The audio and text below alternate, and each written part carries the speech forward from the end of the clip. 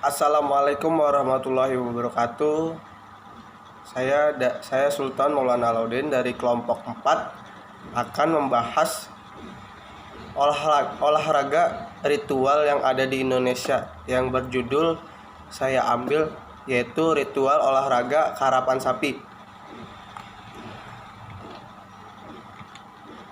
Untuk olahraga karapan sapi ini, karapan sapi adalah perlombaan pacuan sapi khas masyarakat Madura yang digelar setiap tahun pada bulan Agustus atau September dan akan dilombakan lagi pada final di akhir bulan September atau Oktober. Selain diperlombakan, karapan sapi juga merupakan ajang pesta rakyat dan tradisi yang prestis dan bisa mengangkat status sosial seseorang. Bagi mereka yang mengikuti perlombaan karapan sapi ini harus mengeluarkan dana yang tidak sedikit untuk melatih dan merawat sapi-sapi yang akan bertanding sebelumnya. Dan macam-macam karapan sapi.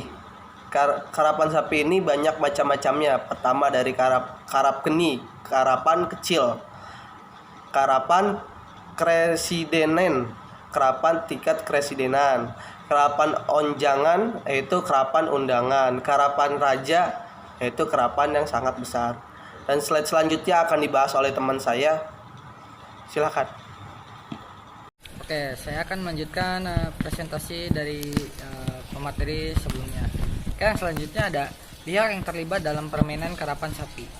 Yang pertama ada pemilik sapi pacuan, yang kedua ada tukang tongko, yang ketiga ada tukang tambeng, yang keempat ada tukang getak, yang kelima ada tukang tonja, dan yang keenam ada tukang gubra.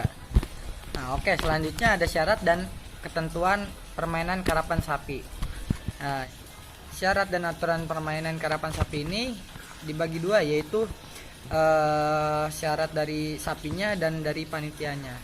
Nah, yang dari sapinya ini diseleksi dari tinggi badan sapi yang minimal 120 cm dan berbadan sehat dan berkulit bagus. Umur sapi ditentukan dan diketahui dari keadaan gigi. Kedua tanduk sapi juga harus baik dan harus sama. Dan diperbolehkan dijadikan sapi karapan yang berasal dari daratan Madura. Nah, yang selanjutnya ada panitia. Adapun komposisi panitiaan berasal dari unsur kedinasan dan instansi muspika dan dibantu oleh dinas peternakan.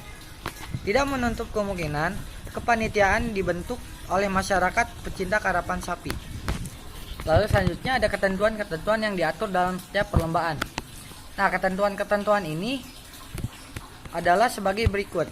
Pasang sapi karapan dinyatakan sebagai pemenang apabila kaki depan telah menginjak atau melewati garis finish. Lalu sepasang sapi harus tetap dinaiki oleh joki mulai start sampai di finish. Lalu ada setiap joki diberi selempang dengan warna yang berbeda. Lalu untuk mendapatkan pemenang diadakan babak penyisihan. Lalu perlombaan dimulai apabila petugas pemegang bendera di garis start melambaikan bendera dari bawah ke atas. Bagian selanjutnya ada ritual-ritual sebelum perlombaan. Untuk yang pertama, siapkan alat-alat terlebih dahulu. Yang kedua, sapi-sapi akan di warm up. Untuk yang ketiga, sapi-sapi dimandikan, lalu diolesi dengan spiritus yang dicampur oleh balsem dan jahe yang sudah ditumbuk.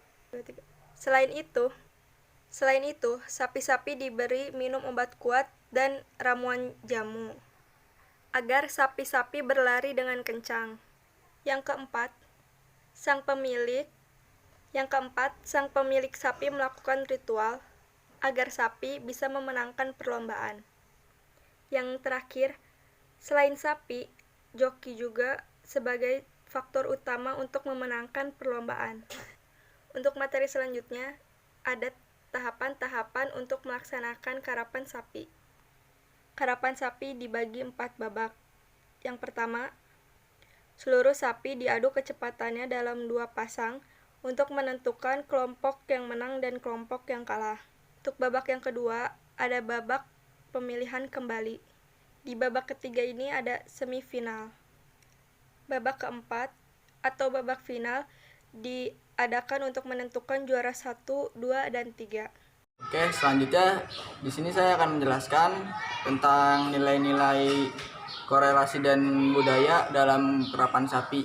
Yang pertama itu ada nilai kerja keras, di mana proses pelatihan sapi sehingga menjadi seekor sapi yang mengagumkan dan kuat dan tangkas. Yang kedua itu ada nilai kerjasama, yang yaitu tercermin dalam proses permainan itu sendiri, jadi melibatkan berbagai pihak. Yang kedua itu ada nilai persaingan yang tercermin dalam arena kerapan sapi itu, jadi kita itu bersaing dengan sapi-sapi yang lainnya. Yang keempat itu ada nilai ketertiban. Nilai ketertiban ini tercermin dari proses permainan karapan sapi itu sendiri. Dan yang terakhir ada nilai sportivitas, di mana sikap pemain itu harus sportif, tidak ada perbuatan curang, permainan itu fair play, benar-benar dengan menerima kekalahan dengan lapang dada. Oke, itu saja yang bisa saya sampaikan, kurang lebihnya mohon maaf. Wassalamualaikum warahmatullahi wabarakatuh.